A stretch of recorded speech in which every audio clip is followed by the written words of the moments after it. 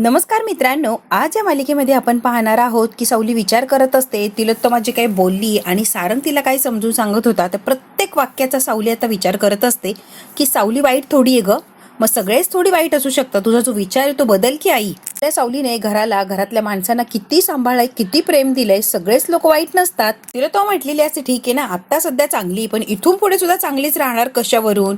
या गोष्टी सावलीला वाईट वाटलेलं असतं आणि ती जरा अशी नाराज होऊन बसलेली असते. आता सारंग येतो आणि तिच्याजवळ बसतो. सारंगला कळतं की सावलीला नेमकी काय झालंय. सावली म्हणते तिलोत्तमा मॅडमचा चेहरा माझ्या डोळ्यासमोरूनच जात नाहीये. सारंग म्हणतो नको म्हणायला लावून घेऊ प्लीज. ती म्हणजे त्यांचं बोलायचं, वागायचं मला वाईट वाटायचं, कधी कधी रडायला पण यायचं, पण जेव्हा त्यांचं सत्य मला कळालंय ना तेव्हापासून सारंग सर तिलोत्तमा मॅडम बद्दल वाईट वाटते. त्यांनी काय काय सहन केलं. सारंग म्हणतो मी समजूच शकतो या सगळ्या गोष्टींचा परिणाम तिच्या मनावर कसा झाला असेल आणि म्हणूनच कदाचित आई असा विचार करायला लागली. सावली म्हणते बरोबर आहे सारंग सर, लहानपणी झालेले संस्कार कधीच पुसले जात नाही हे म्हणणं अगदी बरोबर आहे आणि तेच दिसते की तिलोत्तमा मॅडमच्या मध्ये. सावली म्हणते सारंग सर, ते संस्कार इतके उद्ध्वस्त करणारे असतील तर ते संस्कार काय कामाचे सांगा बरं तुम्ही. आपल्या मनात ते कायम जखमांसारखे ठसठस करत असतात आणि त्याचाच परिणाम मग त्यांच्या वागण्यातून बाहेर येतो.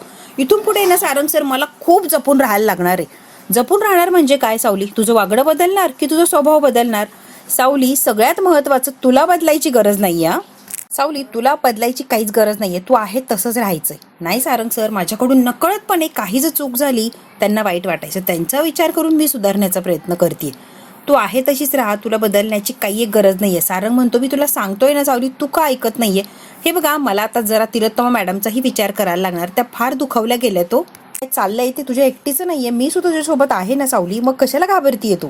तिलोत्तमा तिच्या बेडरूम मध्ये आराम करत असते आणि बाबा असतात तिच्याजवळ. तिलोत्तमा आता बाबांना म्हणते एक विचारू का तुम्हाला. बाबा म्हणतात हो विचार की तिलोत्तमा, तुम्ही रागावलात का माझ्यावर. बाबा म्हणतात मी कशाला रागवेल तिलोत्तमा तुझ्यावर. तिलोत्तमा म्हणते एवढं मोठं सत्य तुमच्यापासून लपवलं, तेही आतापर्यंत या गोष्टीचा राग आला असेल किंवा वाईट वाटलं असेल तुम्हाला. तिलोत्तमा खरं सांगू का, मी चिडलो तो अजिबात नाही, पण त्रास खूप झालाय, मला खूप त्रास झालाय बघ. तू किती सहन केलं किंवा तुला किती त्रास झाला हे माझ्या ज्याने ऐकवलंच नाही तिलोत्तमा. खरंच मला खूप त्रास झालाय, तर तुला किती झाला असेल त्यावेळेला. इतरांना पण त्रास होत होता, तुलाही त्रास होत होता स्वभावाचा, सगळ्यांनाच त्रास झाला. अगदी बरोबर आहे तुमचं, माझ्यामुळे दुसऱ्यांनाही त्रास व्हायचा, कारण मी चिडायचे किंवा रिॲक्ट व्हायचे. माझा हा सगळा भूतकाळ मनाच्या एका कोपऱ्यात बंद करून ठेवला होता मी, त्याला कधीच उघडायचं नाही असं ठरवलं होतं. पण शेवटी आज मी सगळं सांगूनच टाकलं. खरं सांगू का, त्या आठवणींचा सुद्धा मला त्रास होतो. त्या आठवणी नुसत्या जरी मला हे झालं तरी मला त्रास होतो, तर ते समोर आलं तर कसं व्हायचं. भयान अशी परिस्थिती माझ्या पुढे होते, कारण मी सगळं काही सहन केलंय. हो तिलोत्तमा, मी समजूच शकतोय तू काय काय सहन केलंय. तिलोत्तमा एक महत्वाची गोष्ट विसरलीये तू. तुझे लक्षात आलंय का. नाही, काय विसरले मी. अत्यंत महत्वाची गोष्ट आहे की तू कधीच विसरू शकत नाही, ती गोष्ट तू विसरलीये का. कधीच विसरत नाही ती गोष्ट. अहो पण काय सांगा की. म्हणतात तुला एक हिंट देतो मी, आपल्या येणाऱ्या नातवंडाच्या संदर्भात ती गोष्ट आहे. तू लक्षात येते का तिलोत्तमा. तिलोत्तमाच्या चेहऱ्यावर आनंद आलेला असतो लगेच. हो हो आलाय लक्षात, अमृताला 7वा महिना लागलाय आणि आता तिचे डोहाळे जेवण करायचे. बाबा म्हणता यस, सगळ्यात महत्वाचा पॉइंट तो तुमच्या आयुष्यातला. हो हो, डोहाळे जेवण तर अगदी थाटामाटातच होणार आहे. कशी विसरू शकते काय बाबा तुम्ही. तुमच्या बरं लक्षात राहिलं हो. अगं शेवटी मी अमृताचं सुद्धा बाबाच आहे की, ही सुद्धा आजोबा होणार आहे, तू आजी होणार आहे, मग कसं विसरणार. सगळा आनंदच आहे ना तिलोत्तमा. तिलोत्तमा आता हसायला आलेली असते. टेन्शन जे असतं जरा बाजूला गेलेलं असतं. कसं आहे ना तिलोत्तमा, सगळ्याच्या आधी मूड बरा झालाय ना ते महत्वाचं आहे. तुझा मूड छान तर सगळं घर छान. म्हणतात आता सगळ्यातून काय शिकलीये, झालं गेलं विसरून जायचं, आनंदात मजेत छान असं जगायचं, मागचं सगळं माघारीच टाकून द्यायचं. लक्षात येते का तिलोत्तमा. आता राजकुमार आलेला असतो आणि अमृता अमृता आवाज देतो, पण अमृता काय तिथे त्याला आवाज देतच नसते की मी इथे बॉ. डायरेक्ट अमृताच्या समोर येते आणि कमरेवर हात देते. काय हो, ही काय वेळ झाली का घरी यायची. ही वेळ आहे घरी यायची. किती वाजले, 6 वाजता येणार होतं, वाजलेत का 6 तुमचे. 8 वाजले. वेळेच आहे ना तुम्हाला भानच नाहीये. खरं सांगतेय मी. सगळ्यात महत्वाचं, माझी काळजी कुठे आहे तुम्हाला. अजिबात माझी काळजी नाहीये तुम्हाला. मस्तपैकी 6 वाजता सांगितलंय तो कुठे 8 वाजता आलात. वा वा वा. राजकुमार येतो, बॅग ठेवतो. काय अमृताने पट्टा चालू केलेला असतो की अमृता थांबायचे नाव घेत नसते. अगं आज गॅरेज इकडून तिकडे सगळं शिफ्टिंग करायचं होतं, शेवटी हक्काची जागा मिळाली. कॉंग्रॅच्युलेशन, शेवटी आपलं आहे ते मिळालं. हो, ती सगळी शिफ्टिंग चालू होती, सगळं थकलो गो मी. आणि आता मात्र मी थकलो आणि छोटूला सांगितलं आता कोणतीही गाडी आली तर मला आवाज द्यायचा नाही. तुझं काय ते बघ बाबा, कारण मला घरी जाणं महत्वाचं आहे. बरं झालं तुम्ही आलात आणि थँक्यू. तर म्हणते चहा आणू का. हो मला माहिती की तुम्ही जाणार, स्वतःच्या हाताने घेणार. आता माझे हातपाय ठीक आहे, मी ठणठणीते, मी जाऊन स्वतःची कामं स्वतः करू शकतो. चांगलंच माहिती आहे मला किती ठणठणीत आहे आणि किती स्वतःची कामं स्वतः करू शकताय. किचनमध्ये जाणार आणि स्वतः काहीच करून घेणार नाही, सगळं काही त्या बिचाऱ्या सावलीला सांगणार. हो ना, कसं आहे ना, तुम्हाला तर चांगलंच माहिती आहे ना, माझ्या या अवस्थेमुळे सगळं काही त्या बिचाऱ्या सावलीलाच करायला लागतं, सगळं काम पडतो एकटीवरच. मी पटकन जाऊन आणते. राजकुमार म्हणतो नको, मला नकोच आहे चहा. त्या डॉक्टरांनी काय सांगितलंय, जिने उतरायची नाही म्हणून. कोणते पितळे आपले? ते पितळे नाही, साखरे डॉक्टर आहेत ते. अमृता म्हणती नाव नका घेऊ त्यांचं स्वतःचं पितळ उघडं पडलंय, काय त्यांचं नाव घेताय सारखं सारखं. अमृता औच असं करते. राजकुमारला वाटतं तिला काहीतरी त्रास होतोय. बस बस बस बस अमृता, बस बरं खाली, कशाला धावपळ करते? तुला सांगतोय ना मला नकोय चहा, काय ऐकत नाही का अमृता तू? आता खूप पॅनिक झालेला असतो आणि खूप बडबडायला लागलेला असतो की ती अमृता इतकी हट्टी आहे ना, तू अजिबात माझं कधी काही ऐकत नसते. परंतु बस बस बस, मी ॲम्ब्युलन्सला बोलवतो. ॲम्ब्युलन्स काही गरज नाही ॲम्ब्युलन्सला वगैरे, तुम्ही जरा शांत बसता का हो? कशाला बोलवताय त्या ॲम्ब्युलन्सला? काहीच गरज नाही आहे काळजी वगैरे करायची. का हे बाळ तुमच्यावर गेले. आता राजकुमार हसायला लागलेला असतो. ते खूप आगाऊ आहे, अगदी पप्पांसारखा एक नंबरचा आगाऊ बाळ आहे ते. सारखं लाता मारत असं, जरा झोपायला लागली की लात मारून दिलीच बघा, लगेच माझी झोप अशी उडून जाती. स्वरा तुम्हाला म्हणायचं ना, मी बोलेल ना त्याच्याशी, मी बोललो की तो शांत बसेल. मग बोला की, बोला, बघू आपण शांत बसतो की काय. राजकुमार आता अमृताच्या पोटाला हात लावतो आणि म्हणतो बबड्या असं त्रास द्यायचा नाही. का त्रास देतो रे सारखा सारखा? थोडीशी आहे माहिती, एवढीशी पण ऍडजस्ट कर रे, अगदी थोडे दिवस राहिलेत बघ आता. मध्ये एकदाचा बाहेर ये, लात मार, उड्या मार, काय धिंगाणा मस्ती करायची ते कर रे बाबा. आता मात्र गुपचूप पडून राहा, त्रास देऊ नको मम्माला. आता हसायला लागलेला असतो. बाळा शिस्तीत राहा, ताई रागवेल, तुलाही रागवेल आणि मला सुद्धा रागवेल. अमृताला फार कौतुक वाटत असतं राजकुमारच्या या वागण्या बोलण्याचा, आणि सगळ्यात महत्वाचा त्याच्यात जो बदल झालेला असतो त्याने अमृता खूप खुश असते की राजकुमार इतका बदललाय. राजकुमारने सगळं साहित्य बेडवर ठेवलेलं असतं. अमृतामध्ये इथे काय ठेवत असता तुम्ही चुकीच्या जागेवर? ते ऑइलचा ग्रीसचा वास येतो आणि मला कसं तरी व्हायला लागतं, माहिती नाही तुम्हाला? का कळत नाही तुम्हाला? पेढे ना आधी देवासमोर ठेवा, इथे नका ठेवू, सगळं वास लागून जातो. देवासमोर ठेवा आणि मग सगळ्यांना द्या. म्हणजे तुम्हाला आहे ना काही शिस्तच नाहीये बघा. ऑनलाईन ठेवले इथे पेढे, देवापुढे ठेवायचे, घरातल्या प्रत्येकाला द्यायचे, काय सगळं सांगायला लागतंय. देवावरनं आठवलं, मागच्या आठवड्यात देवीकडे नवस बोलले, तुम्हाला मी सांगितलं होतं ना. राजकुमार म्हणतो हो, मग काय ग अमृता? 7वा महिना लागला की पहिल्या मंगळवारी देवीची ओटी भरायची मला. राजकुमार म्हणतो मग काय अडचण आहे? अंबाबाईच्या देवळात घेऊन जाल का? Please please please. मला माहिती का, चक्क स्वप्नात येऊन त्यांनी आठवण करून दिली मला. आता अमृताच्या जवळ बसलेला असतो आणि अमृता म्हणते प्लीज मला अंबाबाईच्या देवळात घेऊन जा, मला ओटी भरायची. तेवढ्यात काय तिलोत्तमा येऊन बेडरूमच्या दारात उभी राहिलेली असते. कुमार म्हणतो अंबाबाई बरोबर तुझं डिस्कशन झालंय ना, मग जायचं. ठरलं म्हणजे ठरलं, जायचंच आता. तिलोत्तमा येते आणि उभी राहते. कुठे जाणे का चाललाय रे? तिलोत्तमा आलेली असते. अमृता म्हणते आई बसा ना. बसायला नाही आली, महत्वाची गोष्ट सांगायला आली अमृता.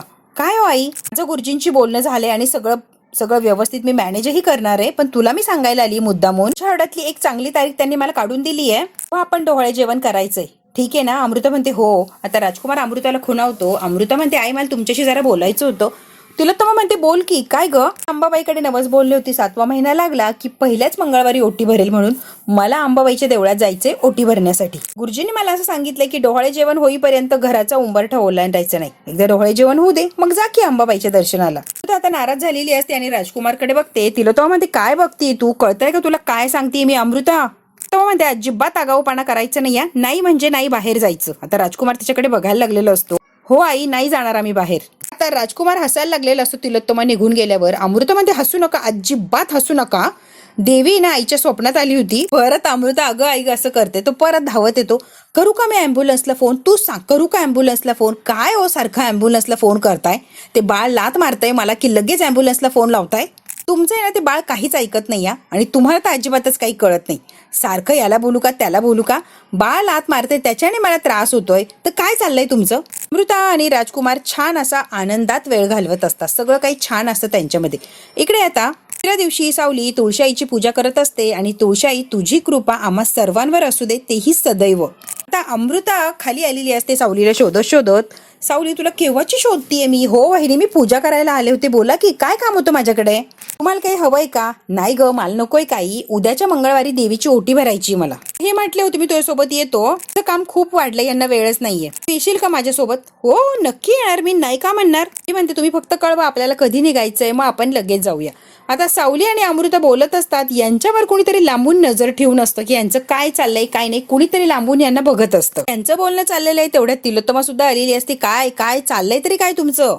तो आता चिडलेली असते. तुला सांगितलं होतं मी घराबाहेर अजिबात पडायचं नाही. आतमध्ये निघायचं, लगेच आतमध्ये यायचं. अमृता 1 मिनिटही उशीर झाला नाही पाहिजे. तिलोत्तमा आता चिडलेली असते. काही लोक असतात गाडीमध्ये बसलेले आणि सारखं यांच्या घरावरती नजर ठेवून असतात ते. आता अमृताने आणि सावलीने आणि तिलोत्तमाने अमृताला घरात आणलेलं असतं आणि परत बाहेर निघायचं नाही. तुला मी आत्ताच सांगतेय. तिलोत्तमा आता चिडलेली असते अमृतावर. तुला मी काल बजावून सांगितलं की घराबाहेर अजिबात जायचं नाही, तरी पण अमृता ऐकत नाही. का गं हट्टीपणा करतेस? काय एवढं महत्वाचं काम होतं बाहेर? तो म्हणते बाहेर नाही, इथेच होते आपल्या अंगणामध्ये. कुठे मी बाहेर गेले होते? तुळस उंबरट्याच्या बाहेर आहे. तुला कळत नाही का गं अमृता? काहीच सांगितलेलं. खूप तिलोत्तमा चिडलेली असते. ती म्हणते तिलोत्तमा मॅडम, आम्ही घराबाहेर नाही, घराच्या आवारातच होतो. आता राजकुमारही तिथे देवाच्या पाया पडत असतो आणि तिलोत्तमा आता सावलीकडे बघायला लागते. सावली म्हणते काही कारण आहे का? आहे ना कारण. तिलोत्तमा खूप चिडलेली असते आता. आणि कारण आहे म्हणून तर काहीतरी बोलतीये ना मी, पण माझं कोणाला ऐकायचंच नसतं. आपलंच म्हणणं खरं करायचं असतं ना. हिचं कोण ऐकायला लागलंय? तेव्हा म्हणते मी उगाच काहीतरी बोलेल का गं? आणि मुळात आहे ना, मला तेच बोलायला लावू नका प्लीज. तेव्हा म्हणते याआधी सुद्धा अमृताच्या बाबतीत, तिच्या होणाऱ्या बाळाच्या बाबतीत खूप वाईट घडले. आता मला कुठलाही काही चान्स घ्यायचा नाहीये. मला तिला जपायचंय आणि तिने सुद्धा माझं ऐकलं पाहिजे. खूप काळजी वाटते मला, म्हणून या वेळेला त्या दोघांची काळजी आपण जास्त घेतोय. तो मग आता चिडलेली असते, रागवत असते सावलीला आणि अमृताला. राजकुमार तिथे उभारून बघत असतो की आई किती काळजी करतीये. आपल्या घरात इतके दिवस हे जे काय चाललंय ना, त्यामुळे मी स्वतःच रेस्टलेस झालीये. मला अगदी काय जी भीती वाटते आणि अचानक काहीतरी वेगळंच जाणवतं. म्हणून प्रत्येक गोष्टीची काळजी घ्यायची असं ठरवलंय मी. प्लीज माझं ऐका गं बाई. छातीमध्ये धडधडत होतं, अगदी कसं तरी होत होतं. मला काळजी वाटते का सारखी? त्यामध्ये हुरहुर होती. असं वाटतं काहीतरी वाईट होणारे सतत वाटत असतं. मी गुरुजींना फोन लावला होता आणि गुरुजींनी मला सांगितलं त्यावेळेला अमृताला घराबाहेर पडू द्यायचं नाही, घरातच ठेवायचं. तिला अजिबात घराच्या बाहेर काढायचं नाही. आणि डोहाळे जेवण होईपर्यंत तरी बाहेर निघू नको. प्लीज अमृता ऐक माझं. प्लीज आपण ऐकूया ना गुरुजींचं एवढं. आई पहिला मंगळवारी आणि पहिल्या मंगळवारी मला ओटी भरायची देवीची. मी असं बोलली होती नवस. देवळात तरी जावंच लागणार आहे आई. अगदी थोडा वेळ का होईना पण मला देवळात जाऊन यायला लागणार आहे. Please I. तो म्हणते जावं लागेल म्हणजे काय? नाही जायचंय. डोहाळे जेवण झालं की मग जातो. ते तुझ्या बाबतीत, बाळाच्या बाबतीत कोणतीच रिक्स मला घ्यायची नाहीये. त्यामुळे तू घराच्या बाहेर जायचं नाहीये. तुला कळालं असेल. आणि आता सावलीकडे बघते आणि तिलोत्तमा म्हणते कोणी तिला मदत सुद्धा करायची नाहीये जायला. कळतंय का? सावली म्हणते हो कळालंय, मी नाही करणारे मदत. तिलोत्तमा आता खूप टेन्शन मध्ये आता निघून गेलेली असते. राजकुमार आता समोर येतो आणि अमृताला म्हणतो आई एवढी काळजी करते, एवढं म्हणते तर नंतर जाऊया की आपण. उगाच हट्ट करण्यात काही अर्थ नाही अमृता. बरोबर, लगेच ओट नको काढूस. काहीतरी समजून सांगतो, ऐक जरा. राजकुमार सावली सगळेच हसायला लागलेले असतात आणि यांना हसताना बघून अमृता सुद्धा हसतो. राजकुमार आता गेलेला असतो आणि सावली आणि अमृता दोघीच तिथे थांबलेले. बबलू कसली तरी यादी बनवत असतो. फुलांची माळ, आईस्क्रीम, सगळेच त्याचं यादी चाललेली असते. डोहाळे जेवणाची जी तयारी असते ते बबलू लगेच सुरू करतो. आता म्हणतात बबलू लिस्ट अगदी परफेक्ट झाली पाहिजे, काहीच राहिलं नाही पाहिजे. हो बाबा तुम्ही टेन्शन घेऊ नका, मी अगदी सगळं व्यवस्थित करतो. बाबा हा किती खर्च आहे हो, माझ्यासारख्या गरीबाचं लग्न झालं असतं ना. बाबा म्हणतात डोंट वरी बबलू, तुझ्या लग्नात यापेक्षा दुपटीने खर्च करूया. एवढ्याशा नाही होणार आहे का तुझं लग्न? खूप खर्च करायचंय आपल्याला, तू टेन्शन घेऊ नको रे. बोलवायची का काय? डोहाळे जेवण तुझं आहे का? तेवढ्यात तिलोत्तमा येऊन बसते. काय प्रेस वगैरे कशाला बोलवायची? काय नाही हो, गंमत करत होतो आम्ही. तिलोत्तमा म्हणते काय चाललं होतं सांगा मला. अमृताच्या डोहाळे जेवणाचं प्लॅनिंग आहे ना, ते करायला बसलोय आम्ही. तिलोत्तमा म्हणते तुम्ही कशाला करताय ते प्लॅनिंग? कॅन्सल नाही म्हणजे रे, पुरुषांचा कार्यक्रम नाहीये, बायकांचा कार्यक्रम आहे आणि पुरुषांना तिथे नो एंट्री आहे. कळतंय का? बायका करू की प्लॅनिंग? तुमचं काय मध्ये मध्ये? तुम्हाला काहीच तिथे एंट्री नसणार आहे. म्हणतात कोणी सांगितलंय डोहाळे जेवण बायकांचा सोहळा आहे, पुरुषांचा नसतो. अमृताच्या पोटी येणारे बाळ मुलगा आहे का मुलगी कोणाला माहितीये. तो जर मुलगा असला तर तो तिथे असणार ना, मग आम्ही सुद्धा असणार तिथे. डोहाळे जेवण अमृताचं आहे बरोबर, लाड तिचे पुरवायचेत. अगं बरोबर आहे तिलोत्तमा. तिलोत्तमा म्हणते कशाला मध्ये मध्ये करताय हो? परंपरा रूढी सगळं काही जपायचं आणि माझ्या पद्धतीने करायचंय, तर तुम्ही कशाला लुडबुड करताय? बाबा म्हणतात तू काही म्हण, आम्ही सगळं काही करणार म्हणजे करणारच. असं काही कोणी सांगितलेलं नाही हे पुरुषांनी करायचं आणि हे महिलांनी. तसं काहीच नसतं. आम्ही सुद्धा मदत करणार आणि डोहाळे जेवणाला आम्ही सुद्धा येणार. कशाला वाद घालताय माझ्या बरोबर? आता तिलोत्तमा थकलेली असते. बाबा आणि बबलू दोघांबरोबर वाद घालून, पण बबलू आणि बाबा काही माघार घ्यायला तयार नसतात. धनुष्यबाण, अर्धचंद्र इतकी काही यादी केलेली असते. बायका करणार नाही अशी यादी बाबांनी आणि बबलूने केलेली असते. तिलोत्तमा म्हणते बापरे, म्हणजे मी तुम्हाला काय सांगते आणि तुम्ही किती पुढे पोहोचला. डेकोरेशन सगळं, जेवणाची तयारी, डेकोरेशन सगळं काही आम्ही बघणार आहे. तिलोत्तमा आता थक्क झालेली असते बबलू आणि बाबांच्या पुढे, कारण ते अजिबात ऐकायला तयार नसतात. म्हणतो बँजो आणणार आहे बँजो. तिलोत्तमा म्हणते काय बँजो आणणार आहेस तू? बाबा म्हणतात ली रे ली, तुम्ही बँजो बोलवणार आहे? तिलोत्तमा आता इतकी चिडलेली असते, तिच्या सगळं काही डोक्यावरनं चाललेलं असतं. बाबा आणि बबलू काहीही खर्च वाढवत असतात आणि तिलोत्तमा म्हणते एवढं मोठं मला काय करायचं नाही, मला साधं सोपं करायचंय. बाबा आणि बबलू काय ऐकायला तयार नसतात. इकडे आता सारंग त्याच्या रूम मध्ये असतो आणि तेवढ्यात काय सावली आलेली असते. सावली म्हणते अहो अगदी 2 महिने उरले, 2 महिन्यानंतर एक छोटा पाहुणा येणार आहे आपल्या घरात आणि मग काय सगळं घर अगदी गोकुळ होऊन जाणार, सगळं गजबजून जाणार, आनंदी वातावरण असणार आहे आपल्या घरात. सारंग म्हणतो हो हो, पुढच्या आठवड्यामध्ये डोहाळे जेवण करायचे वहिनींचं आपल्याला. सारंग म्हणतो हो, असं वाटत होतं वहिनींसाठी आणि बाळासाठी एक छान काहीतरी गिफ्ट घ्यायचं का. सारंग म्हणतो आयडिया चांगली आहे, त्यातलं मला काहीच माहित नाहीये, काय करायचं काय नाही तू बघ, मी तुझ्यासोबत येऊ शकतो हवं तर. त्यांच्या डोहाळे जेवायची मुख्य साडी आहे ना ती आपण घ्यावी असं मला वाटत होतं सारंग सर. छानशी भरजरी पैठणी घेऊया, वहिनींवर उठून दिसेल. तुला काय करायचं ते कर, पण वहिनींना घेऊन जा, त्यांच्या चॉईसनी काय करायचंय ते कर. साडी आणली, तिला नाही आवडली तर परत तेच ना प्रॉब्लेम, त्यापेक्षा तिलाच घेऊन जा की. तो मॅडमने स्पष्ट सांगितलंय डोहाळे जेवण होईपर्यंत वहिनी कुठेही बाहेर जाणार नाही, त्यामुळे वहिनींना मी कुठेच नेऊ शकत नाहीये. म्हणतो ठीक आहे, आई जे सांगेल ते कर, नको तिच्या विरोधात जाऊ. सावली म्हणते हो. सावली म्हणते आपण दुकानात जाऊ आणि मग वहिनींना व्हिडिओ कॉल करून विचारलं कोणती साडी आवडती तर मग चालेल ना. सारंग म्हणतो हो हो, ही तर आयडिया बेस्ट आहे, माझी बायको तशी हुशार आहे. आता मला उशीर होतो, येऊ का सावली. सावली म्हणते हो लवकर या संध्याकाळी. आता विचार करत असते देवीने स्वप्नात येऊन सांगितलंय की ओटी भरायची आहे 7व्या महिन्यात आणि आईने तर सक्त मनाई केली घराच्या बाहेर जायचं नाही म्हणून. इतक्या वर्षांपासून या दिवसाची वाट बघतीये, फायनली तो दिवस आलाय तर मला घराच्या बाहेर जाता येत नाहीये. अमृताच्या डोक्यात वेगळेच विचार असतात आणि वेगळंच टेन्शन असतं. काहीही करून तिला देवीची ओटी भरायला जायचंच असतं. अमृता म्हणते मी देवीला दिलेला शब्द पूर्ण केला नाही तर नाही, असं करून नाही चालणार. देवीला शब्द दिलाय तुम्हाला पूर्ण करायलाच लागणार. ओटी भरणार मंगळवारी म्हणजे मला मंगळवारीच ओटी भरायला लागणार. त्याची दुविधा मनस्थिती झालेली असते आणि तिला खूप टेन्शन आलेलं असतं की मी करू तर काय. आईने तर जायचं नाही असं बजावून सांगितलंय आणि आईच्या विरोधात जाऊन मी जर बाहेर गेले मग मात्र माझं काय खरं नाहीये. आता अमृताला काय करू आणि काही नाही, काही सुचत नसतं. अगदी दुविधा मनस्थितीमध्ये ती अडकलेली असते. अमृता इकडे सावलीकडे आलेली असते. म्हणते किती वेळा सांगितलंय किचन मध्ये येत जाऊ नका, सगळी कामं मी करते माझ्या पद्धतीने हँडल, तुम्ही कशासाठी आलात वहिनी इथे, जा बरं तुमच्या रूम मध्ये जाऊन आराम करा. म्हणते मी काम करायला नाही आली आहे सावली, ऐक तर मी कशासाठी आली आहे, तुझ्याशी बोलायचं होतं ना म्हणून आले. सावली तुला माहिती आहे ना चांगलंच, आपल्या घरात कित्येक वर्ष पाळणा हल्ला नव्हता, पहिल्यांदाच माझ्या ह्याच्याने आता पाळणा हलतोय आपल्या घरात इतक्या वर्षानंतर. सावली म्हणते हो देवीची ओटी भरायची ग. तिला तो मॅडम काय म्हणायला तुमच्या लक्षात येणार, मग तुम्ही का त्रास देताय, का नको ते करायला जाताय अमृता वहिनी. तरी काय करू, मला राहवतच नाहीये. तर काही अघटित घडलं तर करायचं काय, देवीची ओटी जर आपण भरली नाही आणि मग काय झालं तर काय करायचं. सावली म्हणते असं काही होणार नाहीये, नका नको चुकीचा विचार करू वहिनी. मी काय करू ग, आईंचा शब्द राखण्यासाठी देवी आईला दिलेलं नवस मोडू आणि त्यामुळे जर खरंच काही झालं सावली तर मी स्वतःला माफ करू शकणार नाही. मला खूप भीती वाटते, काहीतरी कर ना प्लीज. सावली म्हणते घराबाहेर पाऊल कसं टाकणार, सगळ्यात मोठी रिस्क किती वहिनी कळतंय का. आईंना घरातून बाहेर पाठवायची आणि तिथे बिझी ठेवण्याची जबाबदारी मी करते वाटलं तर तू फक्त माझ्या बरोबर चल, सगळं काही मी मॅनेज करते. असली की धीर येतो, भीती वाटत नाही ग. त्याने आता हट्टच केलेला असतो की तू माझ्यासोबत चल सावली प्लीज. आता सावली ही बिचारी अडकलेली असते, आता करू तर काय करू. सावली आता विचार करायला लागलेली असते, आता मी काय करू, अमृतासोबत जाऊ की आई म्हणताय तसं घरातच थांबू. सावली आता अमृतासोबत जाणार का आणि तिथे काही अघटित घडणार का. मित्रांनो हे जर बघायचं असेल तर बघायला लागणारे पुढचा भाग हा भाग इथेच संपतोय. व्हिडिओ आवडल्यास लाईक शेअर सबस्क्राईब नक्की करा. धन्यवाद.